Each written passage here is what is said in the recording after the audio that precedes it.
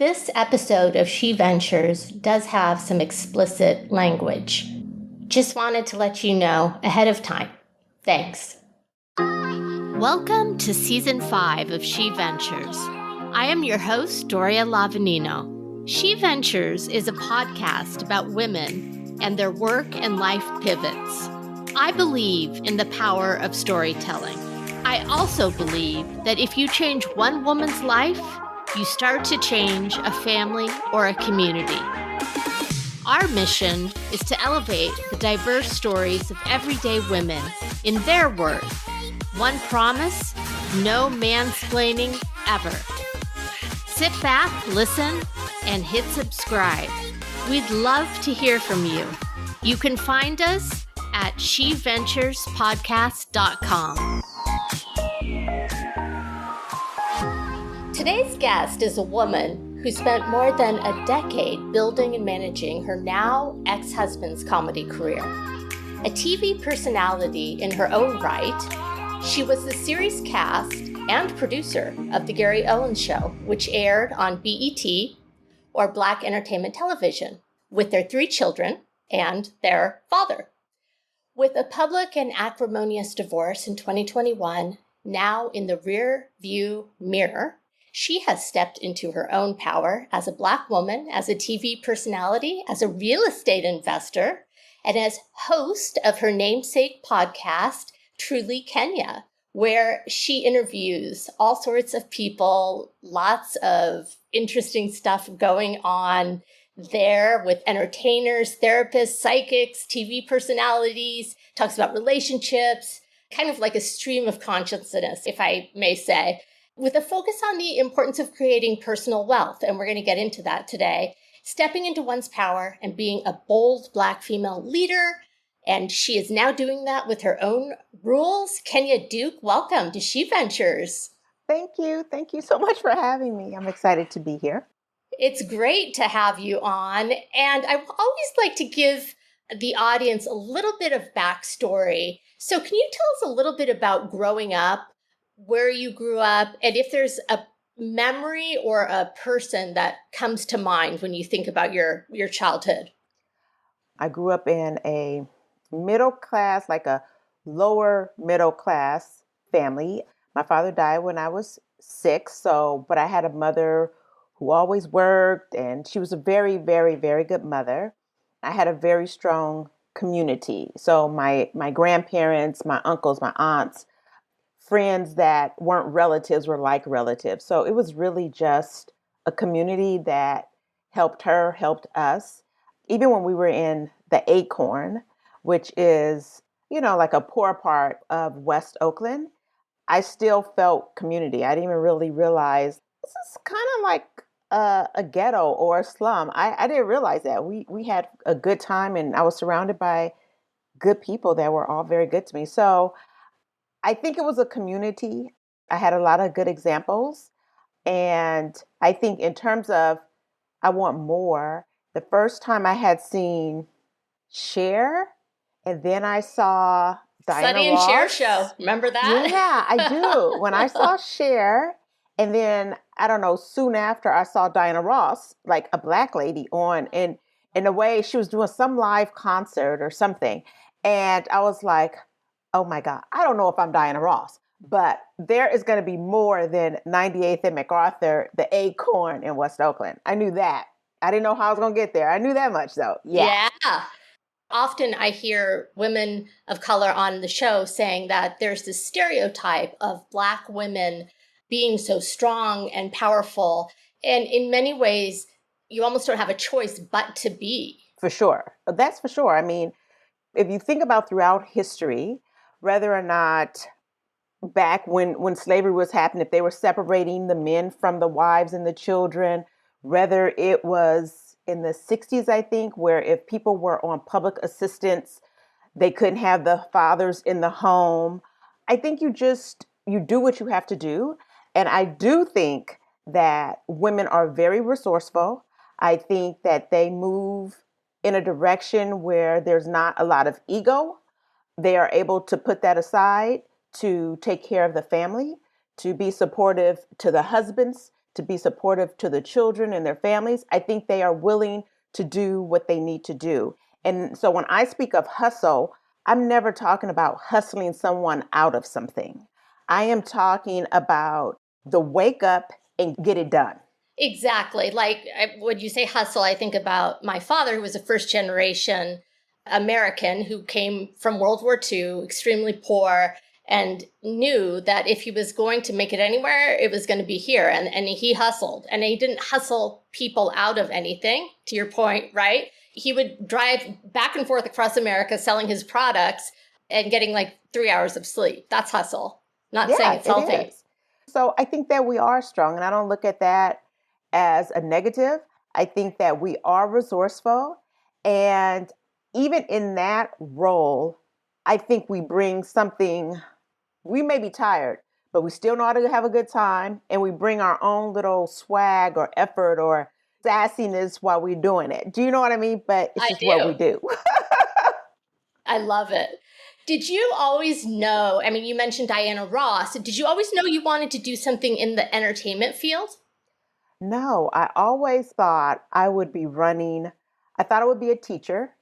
And as I got older, I thought I was going to be running a nonprofit, somehow working with kids on behalf of kids and families. It just didn't work out that way, but that's what I went to school for, social work, and that's what I thought I would be doing. And just to be honest, if it were not for my ex, I don't know if I would be doing a podcast or I would have ever ended up in entertainment, just to be honest with you. It was never on my radar like that. It wasn't something that you aspired to. No, maybe behind the scenes, I do like to make things happen. I'm an entrepreneur at heart, so I do like to produce. I like that creative process. So maybe if it were entertainment, it would have been totally behind the scenes.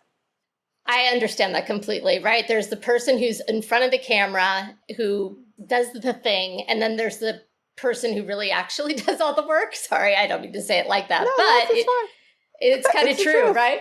Yeah. Can you talk a little bit about a really significant pivot that you've had recently, or the most significant pivot that you've had to make in your career and life since your divorce? What were the pivots that were required? Financially, dealing with the reality of what my life was now like financially. And it's gone through many stages, like immediately with a divorce. Emotionally, I was prepared, but I was definitely not prepared financially. I didn't even think about the financial aspect of it, honestly. But what my life looked like during that period and the things I had to cut out of my budget, I had to move around differently and do things differently than I had been doing, just tightening up financially. Because what I realized is that you're starting over. Literally what I realized is that you financially don't have shit. So you are starting over. The quicker you realize that, the faster, the better you will be off. You can't act like you're going to get all this money in a divorce because you don't know. Because right now you ain't got nothing. You don't have your mortgage payment. You have nothing. Okay? And lawyers are not waiting to be paid.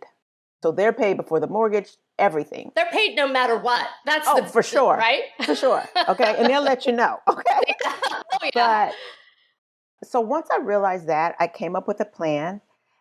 I said, I just know in this chapter of my life, I will work. But I really felt if I did something I am passionate about, that the money will come. I'm a hard worker.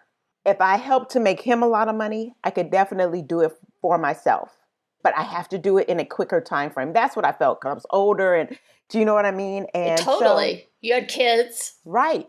I'm trying to do and I think it's working for me. I am doing what I love doing. I believe in God. Whoever you believe in, I am saying to you, He always shows up, even if it's at the last minute when I didn't know how I was going to make the mortgage payment or I was teetering. Been about 3 times I've teetered back and forth on the podcast. He sent some sort of message. One of the messages, loud and clear, was my publicist, Jen. And I don't even know if she knows this, but she came right at times like, I'm not just sure. Maybe this is not what I'm supposed to be doing. And then all of a sudden I get a publicist. It's just different things that have stood out to me, I'm on the right track.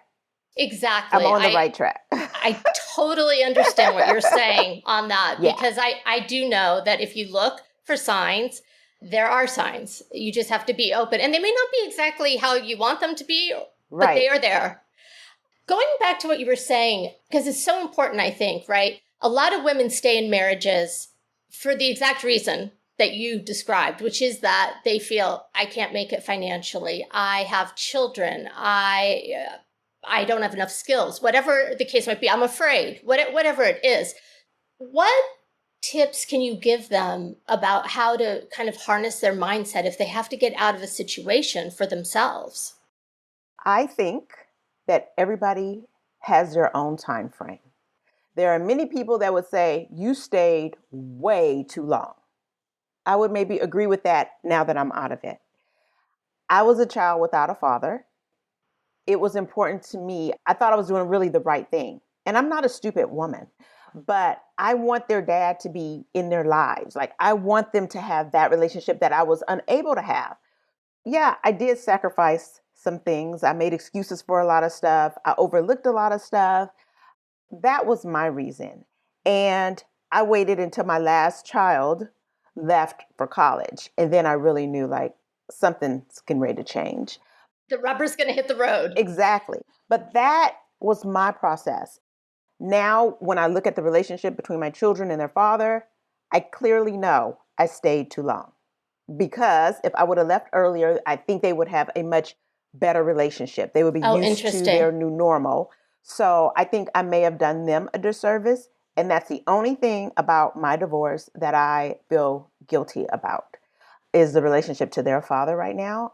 But I think you have to have something of your own financially. I'm only talking financially. If you're on an allowance or however he's doing it, if you need to take or you need to cut out your Pilates class, I just said that because I started Pilates and I love it. But if you need to cut that out, so you are putting something away for yourself in case there comes a time where you have to leave or you just choose to leave, you have to do that.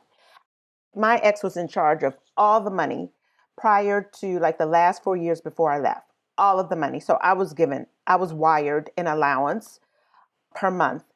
And I just never thought money was going to be a problem. I mean, I don't know what I was doing. I was walking around thinking that if it don't work out, he would still be fair because I had never had a money problem with him. But divorce is a business. And he was like, screw you. Okay, screw you, screw the history, screw you, whatever. And I wasn't ready. That's the only thing I would say is it's okay. And you could tell him you could have a separate account too. But I needed a separate account. And I need to be ready. And there's nothing wrong with that. Because I think when you give somebody all your financial power, you are going to be there longer than what you needed to be. And you don't want to waste as many years as I've wasted. Do you know what I mean? And now I'm trying to catch up. I don't feel that you wasted them, but I know what you're saying. Yeah. Can I tell you something? One of the things I did go and see a psychic guy that a few of my friends went to, and they were like, oh my God, he was right on the money. Da, da, da, da, da. So I did go and see him. And this was at a time I was like, well, am I doing the right thing? And, you know, this is also another thing about the podcast. And what he said to me, I've seen two psychics about the podcast, and they both told me to stay with it. I'm definitely on the right. And one guy said, it's not the podcast, as much fun as you're having with it. That's not what your podcast is going to be. And I was like, what do you mean? Yeah, he said, no, you're going to end up being more motivational speaker, speaking and talking about divorce and healing and all of that. And I was like, no. That's not what I'm trying to do. He was like, get ready, because that's what you're going to be doing. You know, my podcast is, you know, we're just having fun. I mean, I don't know. It's so random. It's me. We talk about everything: life, divorce, kids, dating, sex. I mean, there is nothing. The only thing I don't talk about is like, I'm afraid of ghosts and stuff like that. So I don't touch on anything about no witchcraft. No. I want to stay under the radar. Okay. Okay. Now, you want to talk about dating a prisoner? I had her on the show. Okay. But I am not fooling with no ghost. Okay. Black people do not like ghosts. So I stay away from that. But anything other than that, alternative lifestyles, I feel like.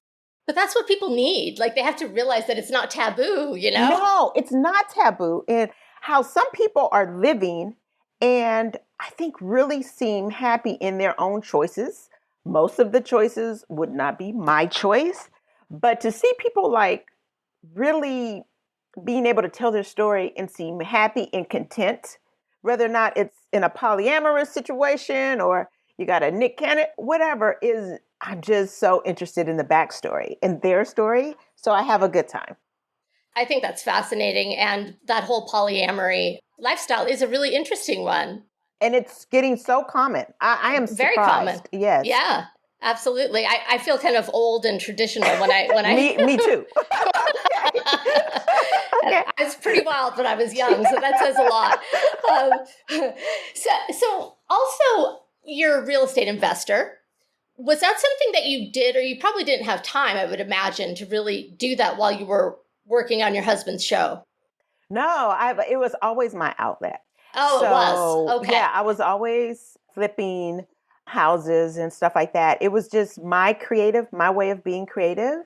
And I loved doing it. I stopped doing it during a divorce because I didn't want to get things very messy. But now I think I'm ready to get back to it. And I also think that I always said I didn't want to do this, but I think now I'm ready to purchase apartment buildings and hold property. And I've never held property, but I will have to get a project manager and the only reason I thought that is because I am too soft. If somebody calls and say, hey, Kenya, me and my 4 kids, we don't have the money for the rent, I would be like, okay, I got it, girl, I've been there. So I have to have so I know my weak spots.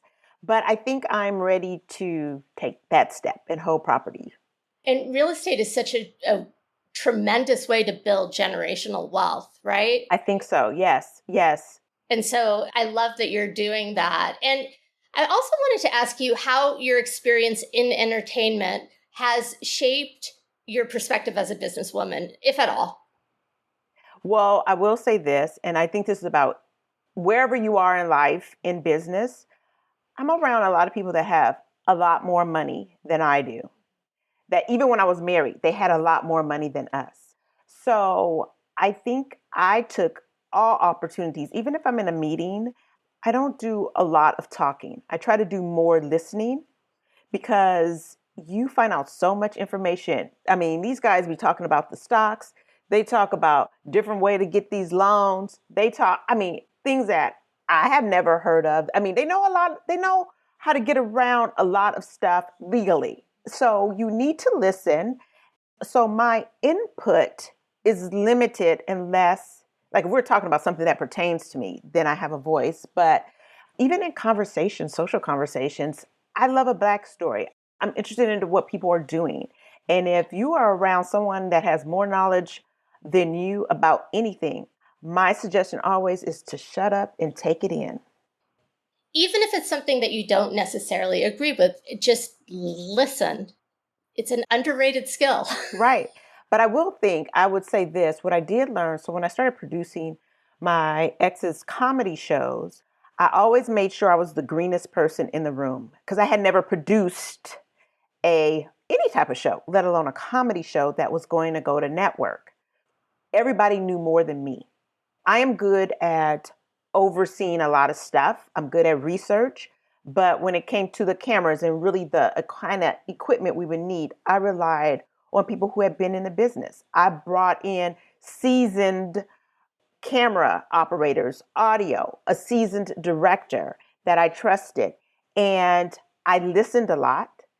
And sometimes I'll be like, no, when I see the vision and I hear the vision explained, although I had never produced a comedy show, I knew what it needed to be. So I could still say, no, that's not going to work. I'm trying to get this, or you know what I mean? And I take that in all my businesses. When it comes to real estate, everything. Listen, listen, listen. And you want to be the greenest, the newest, the person that knows the less in the room. That's what I think. I totally agree. And I don't mean to make this a male-female thing, but I do think that for the most part, women really don't have a very hard time not bringing their ego into situations. I don't have a hard time, for example, as you're saying, if I'm the greenest person in the room, That's okay. Like, I welcome it actually, because I'm going to learn. And I also know that I have people much better than or more experienced than me doing the things that they need to do. For sure. And then sometimes when you sit back and you listen to these guys, you may think, if I knew this shit, I would be running circles around you guys. And that's okay to think. You know what I mean? I think that often, right? Yeah. But I think women do know when to be quiet, I hope, just take it in. And when you need to exert who you are, you know when you need to do that too. Yes. You know what I mean? So just because you're being quiet and you're taking it doesn't mean that you're not that strong, smart. You know what I mean? Like you can't get it done. It just means that you're smart enough to know when you need to step up and when you need to sit back. You're being strategic. Every day, all day. Yes. Yes. If you could have an ideal podcast, like if you could ask anyone in the world to be on your podcast, who would that be? 50 Cent. I heard you talking about him. Why? He comes across, I don't know him. He's the person I don't know, but I think he comes across very honest. And when I see little clips of things that he have said in past interviews, it could be things he said, I don't know, 20 years ago. I always come away with some little gem. I think when it comes to business, the way he has literally transformed his whole life, his business, I don't know. I am really in awe. And mostly I appreciate his honesty. So I think in terms of just a great interview, I think he'd be that. But I think we would all learn something from him. I think he would be it. He would be it. For me, all right. Yeah. If 50 Cent is listening to SheVentures, I'm going to do a countdown. Because right now he is ignoring me in his DMs, but he's going to do my effing podcast. I don't know if it's this year or next year, but he and I are going to have a sit down. Yeah. She said I'm manifesting. Here. Right. You heard it here first.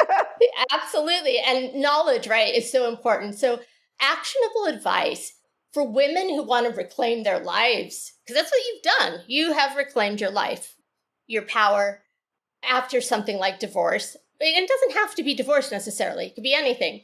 What kind of tips would you give them? You have to let go of the fear. Easier said than done. It is easier. I mean, almost every day I work up with some level of fear and constant, am I doing the right thing? I just told you a couple of instances. But you have to let go of fear. I think you just jump out there. Because what is the worst? It didn't happen. This is going to happen. You want to do something, but you're afraid to do it. So you just sit on a couch thinking about you want to do it, how good you would have been at doing it, telling your grandkids, oh yeah, I could have, would have did that. They don't want to hear that. Okay.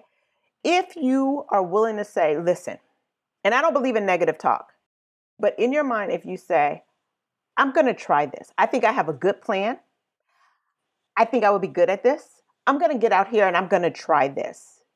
You put the fear aside and you get out there and you do your damn best, okay, to get it done, to make it happen. And if it doesn't work, then you may have to well, why? Did I open up too big of a restaurant? Debrief. Exactly. Because then you can come back and say, I tried this. And what I realized is the restaurant was too big. I needed a smaller. I needed a pop-up. I needed a truck instead or whatever. People want to hear that. People don't want to hear the coulda, woulda, shoulda. That is something that I recently have really been focusing on myself is action.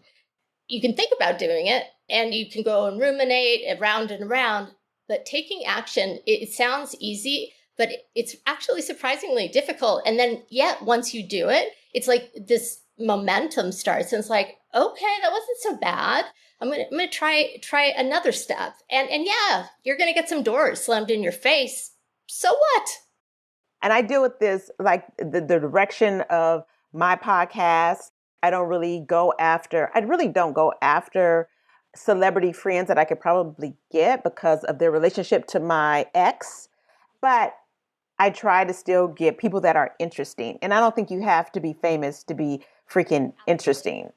People that can teach us about things and just people for my podcast that I think that I'm learning from as I'm starting my new life. Whether it's an investor, an entrepreneur, a doctor to talk to me about what I can expect from this new sex life or, just therapists and all kind of stuff. I mean, it's all been probably selfish, but helpful to me. So I hope helpful to other people. I know that it is. As a Black woman in the media industry, are there changes that you have faced specific, or excuse me, challenges that you have faced specific to either your race or gender? With my ex, I was more behind the scenes. I do think if I'm willing to show up and work hard, I think there's a space for me in entertainment, in hosting the podcast. I think there's a space for me. I do think with regards to how you feel about Black Lives Matter or the sad occurrence in the death of George Floyd, but I think unfortunately, the death of George Floyd, I think really changed perspective, opportunities for Black people in the entertainment. I think they got a lot more opportunities, a lot more deals. I think a lot more happened when, with the marching and the support of the Black Lives Matter. So I think it became more of an awareness. That tragic incident led to more awareness throughout and including entertainment. And I think more avenues and opportunities have opened, and maybe Hollywood, where just entertainment has been more welcoming. That's been my experience. Now, I haven't been in the business 20 years. I'm not, some EGOT, some award, Oscar winner. So it may be different for them, but I do think it seems like there are more opportunities to get into the room. Yeah, and that's why I'm curious of your perspective. And getting into the room is like a big hurdle, right? You're a huge advocate for women to be financially independent. You mentioned earlier about the position you were in, and you've mentioned never wanting to find yourself in the position that you were in ever again. So what concrete steps, I know you said about putting a little money aside, are there other concrete steps that women can take to ensure that they have financial independence? You have to be good at something, even if you're not using it.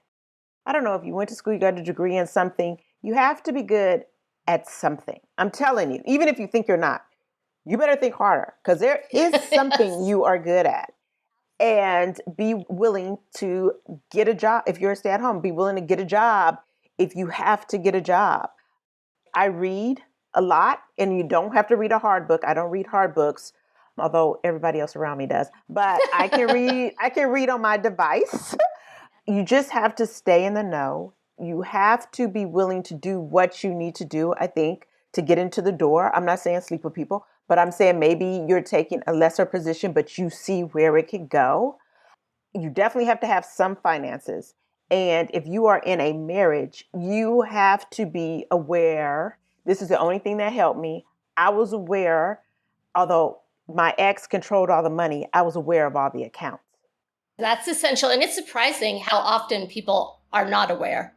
So when your ex or your husband or your your partner is talking to you about what's going on in his day, his investments, what worked, what didn't, what he planning on investing in, girl, you better take notes. You better listen. Don't be trying to interrupt and do a lot of talking. You better listen, because that's the one thing I had to do. And so that was very helpful to my attorneys, that I knew all the banks. I knew what we had invested in. I knew, I had an idea. So that was very, very helpful. And it saved me a lot of money because I was able to get the information so they weren't searching and maybe possibly going to overlook something. You need to, once again, practice those listening skills, but just know. And I'm not a stocks person, but I still kind of follow people that do like stock investments and all of that. I still want to be able to, if I find myself in the conversation, to understand at least the language. Now, I may not know what to do with it, but I understand the basics of financial literacy and trading and investing. Absolutely. I totally agree. And actually in this country, I feel it's really not even gender related. We are not taught about financial literacy unless we happen to come from a family that spoke about money, whether, maybe your parent was an accountant or, I don't know, a lawyer, then it's different. But most of us don't get that education in high school at all. And I would say also that be careful of people that may want to take advantage of your situation. I had people, and I don't know, I trusted my gut. I never gave any lump sum. Come invest in this. Come do this. I need to sit back and take a beat. Like sometimes it's really exciting and you're like thinking, oh God, I would love to do that. But you need to, for me, it works best if I take a beat, kind of do some research on this person. And if somebody is coming at me talking too hard, trying to push the sale too, like they can't get out the door unless they get my money in the sale. For me, I just walk away. That's a red flag. Yeah, for sure. 100%. 100%. So not everybody has your best interest. So you got to keep that in mind. I mean, you are going to come across people that truly want to help you, but not everybody is going to have your best interest. So you just sit back, watch, research. The internet is free. You can go to the coffee shop and get it, whatever. Be careful about who you trust. Oh, I will say this too. And make sure you're reading documents that you signed. That was another one of my downfalls. I used to just sign all the tax documents because, they were like over 100 pages because I trusted my ex. I was with him for so many years. But I didn't even breeze through the important pages. It's only like 6 or 7 pages out of the 100 and something documents you have to sign. So even if you don't have the wherewithal to read all the pages, you need to sign your 1099. You need to sign all those supplements. You need to at least read so you know what the numbers are. I didn't do that. And at the end, it screwed me in terms of where I could file for, That's important. Divorce. It is. But I don't know. I totally understand it. But yeah. I'm just saying what I would do differently. I would read all documents before I sign them. I agree 100%. And you're right. I have people in my life that I trust too. And I know that there have been times that I have not completely read documents that I've signed. And it's human. But like best practice, know what you're signing. And the other thing I really like of what you said is it's really easy to get in that dopamine emotional rush of wanting to do something financially. And there are people that are very good at manipulating that. And so what you said about taking a step back and thinking about it before you do it and researching it is huge. Yeah, it is. So learn from me. I didn't make bad investments. I wasn't reading contracts. I had no money put away, and I'm stepping out of my comfort zone, but I'm happy doing it. And I'm so glad I did the podcast. Anything comes of this, if I can do it, coming from $0, like literally negative in the bank after, I don't know, 20, whatever, being with somebody 24 years. Come on, you guys can do it too. Y'all can take some baby steps. Yes. No excuse. Take baby steps. Baby steps, 100%. How do you balance, and as we wrap up, I just want to ask, how do you balance working between or being a television personality, hosting your podcast, and investing in real estate, and being a mom, taking care of yourself? I am in a fortunate position that my kids are now college. My youngest is 20. So now I have more free time. But real estate, it happens honestly when I'm laying in bed and scrolling, finding out what's now on the market. I usually am scrolling and before I go to bed and when I wake up really, really early in the morning when it's just silence. First, I wake up and I say just how grateful I am to even have woken up and how grateful I am just for my life. So I really try to wake up in gratitude. Now, how the rest of the day gonna go, we don't know. But it's starting off in gratitude. Yes. Okay? I feel you there, yes. So, and then I'm just scrolling and reading. So real estate happens for me at those kind of times if I'm on a plane.